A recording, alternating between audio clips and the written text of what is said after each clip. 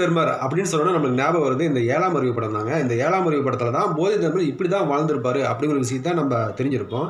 இப்படி இந்த போதி தர்மர் வந்து 5ஆம் நூற்றாண்டிலிருந்து 6ஆம் நூற்றாண்டு வரைக்கும் வாழ்ந்தவர் தான் இந்த போதி தர்மர் அப்படின்னு சொல்லப்படுது. இப்படியாப்பட்ட அந்த போதி தர்மர் வந்து பல்லவர் காலத்தில் இருக்கிற, அதாவது காஞ்சிபுரத்தில் இருக்கிற இந்த ராஜாக்களோட வம்சாவளியை சேர்ந்த ஒரு இளவரசராக சொல்லப்படுதுங்க இந்த போதி தர்மர்.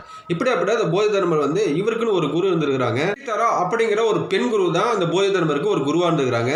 இந்த பிரகதரா என்ன சொல்லிக்கிறாங்க அப்படின்னா, சீனாவுக்கு போய் ஜென் அப்படின்னு சொல்லப்படுற இந்த ஜப்பான் மொழியான இந்த ஜென் அப்படின்னு சொல்லப்படுற ஒரு ஆன்மீக புரட்சியை வந்து உண்டாக்கணும், பரப்பணும் அப்படிங்கிறதுக்காக இந்த போதி தர்மரை அங்கே அனுப்பி தான் சொல்லப்படுது. இவரும் வந்து சீனா போகிறதுக்காக இந்த குதிரையெல்லாம் போலங்க பாய்மர கப்பலில் தான் போயிருக்கிறாங்க. அந்த பாய்மர கப்பலை வந்து போகும்போது சீனாவுக்கு போகணும்னு நினச்சி ஒரு கான்செப்டோட தான் போயிருக்கிறாங்க. இருந்தாலும் அந்த காற்று போகிற விசையில் அதை நகர்ந்து போனதுனால முதலாக சுமத்ரா தீவை தான் முதலாக அடைஞ்சாங்க. சுமத்ரா தீவு இப்போ இருக்கிற இந்தோனேசியா தான் அடைஞ்சாரு. அங்கேயும் ஒரு 2 வருஷமாக தங்கி இருந்து இந்த ஆன்மீக புரட்சியை பண்ணார். அதுக்கப்புறம் இந்த சீனாவுக்கு போய் இந்த ஆன்மீக புரட்சியை வந்து பரப்பினது மட்டும் இல்லாமல் அங்கே இருக்கிற ஒரு குகையில் வந்து ஒரு சுவத்தை பார்த்து உட்காந்து ஒரு 9 வருஷமாக தவம் எடுத்துக்கிட்டாங்க. தவம் இருந்தது மட்டும் இல்லாமல் 2 நூல்களை வந்து ஒரு இரும்பு பெட்டியில் வச்சு எழுதி வச்சுட்டு போயிருக்கிறாரு. இதை பிரித்து பார்த்து அந்த சீடர்களாக வந்து இதை பார்த்து படித்து போய் மறைஞ்சு போனாங்களாங்க.